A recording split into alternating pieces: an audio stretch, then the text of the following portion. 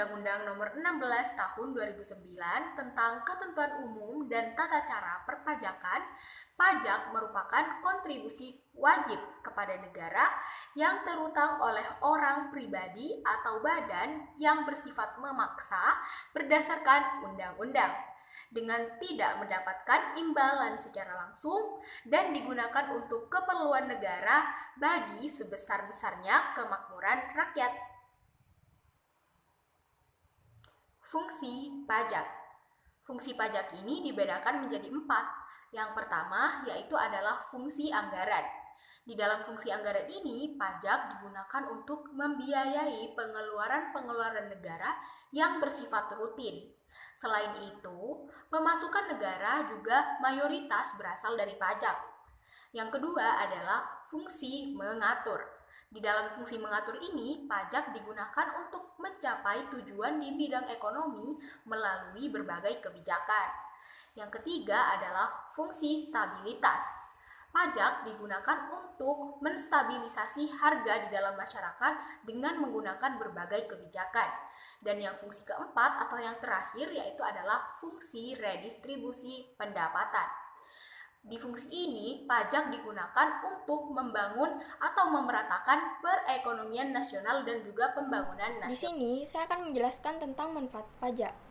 Manfaat pajak sendiri dibagi menjadi 2, yaitu ada manfaat pajak bagi negara dan juga ada manfaat pajak bagi masyarakat umum. Yang pertama, manfaat pajak bagi negara. Manfaat pajak bagi negara seperti yang pertama, pajak digunakan untuk pengeluaran negara yang bersifat self-liquidating, misalnya seperti untuk pengeluaran pembangunan proyek produktif. Yang kedua, pajak digunakan untuk pengeluaran yang bersifat reproduktif, seperti pengeluaran yang akan memberikan keuntungan dalam segi ekonomi bagi masyarakat, misalnya seperti pertanian dan lain-lain. Yang ketiga, pajak digunakan untuk pengeluaran yang bersifat self-liquidating dan tidak produktif, misalnya seperti untuk pengeluaran pembangunan sebuah monumen bersejarah dan lain-lain. Dan yang keempat yaitu pajak digunakan untuk pengeluaran yang bersifat tidak produktif, misalnya seperti untuk pengeluaran pembangunan panti asuhan dan pertahanan negara. Setelah yang pertama yaitu manfaat pajak bagi negara, yang kedua ada juga manfaat pajak bagi masyarakat umum. Manfaat pajak bagi masyarakat umum seperti yang pertama, pajak digunakan untuk membangun infrastruktur, misalnya seperti jembatan, jalan, sekolah, rumah sakit, dan fasilitas umum lainnya. Yang kedua, pajak digunakan untuk menyediakan pelayanan transportasi umum. Yang ketiga, pajak digunakan untuk memberi subsidi bahan bakar minyak dan juga subsidi pangan. Dan yang keempat yaitu pajak digunakan untuk pelaksanaan hal-hal demokrasi, misalnya seperti pelaksanaan pemilu. Baik, selanjutnya saya akan menjelaskan tentang jenis-jenis pajak. Nah, jenis pajak di sini ada 6 yang ada di Indonesia. Pertama adalah pajak penghasilan atau yang disingkat dengan PPh. Pajak penghasilan atau PPh adalah pajak yang dikenakan atas penghasilan, baik itu dari perorangan maupun dari instansi dan badan usaha. Nah, ternyata pajak penghasilan ini juga banyak sekali, tidak hanya terkait tentang pajak penghasilan pribadi saja, tetapi juga banyak terdapat pada instansi-instansi atau badan-badan. Nah, di sini sesuai dengan pasal-pasal. Yang pertama tentunya ada PPh pasal 15 yang dimana PPh tersebut mengatur pajak penghasilan pelayaran, maskapai, asuransi asing, dan pengeboran minyak, serta perusahaan-perusahaan yang berkaitan dengan infrastruktur negara. Kemudian PPh pasal 21 umumnya mengatur pajak pribadi yang berupa gaji, hadiah, upah, honorium, tunjangan, dan pembayaran lain dalam bentuk apapun yang berkaitan dengan pajak penghasilan. Yang kedua adalah pajak pertambahan nilai atau yang disingkat dengan PPN. Nah, pajak pertambahan nilai ini merupakan jenis pajak yang dikenakan pada setiap jenis barang atau jasa dalam peredarannya dari produsen ke konsumen. Jadi PPN ini biasanya dibebankan layaknya pada konsumen layaknya kita sendiri terhadap barang atau jasa yang kita beli, tetapi tidak secara langsung, melainkan dibayarkan melalui pedagang atau pengedar barang yang kita beli tersebut. Nah, baru dari pedagang disetorkan pada Dirjen Pajak. Istilahnya mereka ini adalah pengusaha kena pajak. Nah, pajak di Indonesia PPN ini besarnya adalah 10% untuk barang yang diperdagangkan dalam negeri dan 0% untuk ekspor. Yang ketiga adalah pajak penjualan atas barang mewah. Nah, barang mewah dan pajak di Indonesia selain PPN juga ada jenis pajak penjualan atas barang mewah. Ini nih yang dibebankan dalam kegiatan perdagangan dalam negeri yang biasanya kita dengar. Biasanya pada pajak barang mewah ini banyak kasus pajak di Indonesia yang sempat viral di berbagai media sosial. Di antaranya itu adalah barang yang hanya bisa dibeli oleh kelompok masyarakat yang berpenghasilan tinggi saja. Nah, sedangkan untuk masyarakat yang berpenghasilan rendah itu tidak dikenai pajak barang mewah. Nah, pajak penjualan atas barang mewah ini diatur dalam Undang-Undang Nomor 8 Tahun 1983 yang sudah diubah beberapa kali dan terakhir menjadi Undang-Undang Nomor 42 Tahun 2009. Nah, jenis pajak barang mewah ini diatur dan dihitung bersama dengan PPN karena tidak bisa lepas dari pajak pertambahan nilai itu sendiri. Jenis pajak yang selanjutnya atau yang keempat adalah bea materai. Bea materai adalah pajak atas pemanfaatan dokumen yang dikenakan pada saat sedang mengurus surat-surat tertentu, seperti surat perjanjian, akta notaris, serta kwitansi pembayaran, surat berharga, dan efek yang memuat jumlah uang atau nominal di atas jumlah tertentu sesuai dengan ketentuan. Yang selanjutnya atau yang kelima adalah pajak bumi dan bangunan. Pajak bumi dan bangunan yang dimaksud adalah pajak yang dikenakan atas kepemilikan, pemanfaatan, dan penguasaan atas tanah dan bangunan. Objek pajak bumi dan bangunan adalah bumi atau bangunan, di mana pengertian bumi dan bangunan dijelaskan sebagai berikut. Bumi adalah permukaan bumi yang meliputi tanah dan perairan, pedalaman, serta laut wilayah Indonesia dan tubuh bumi yang ada di bawahnya. Sedangkan bangunan adalah konstruksi teknik yang ditanam atau diletakkan secara tetap pada tanah atau perairan. Sektor pajak PBB dikategorikan dalam 5 kelompok, yang diantaranya adalah sektor pedesaan, perkotaan, perkebunan, pertambangan, dan perhutanan. Namun, ada perubahan pada kategori sektor tersebut berdasarkan Undang-Undang Nomor 28 Tahun 2009. PBB pedesaan dan perkotaan telah masuk ke dalam kategori pajak daerah. Sedangkan untuk PBB perkebunan, perhutanan, pertambangan masih tetap merupakan pajak pusat. Dan jenis pajak yang terakhir atau yang keenam adalah pajak daerah. Pajak daerah dibagi menjadi 2 jenis, yaitu pajak yang dikelola oleh pemerintah provinsi dan oleh kabupaten atau kota.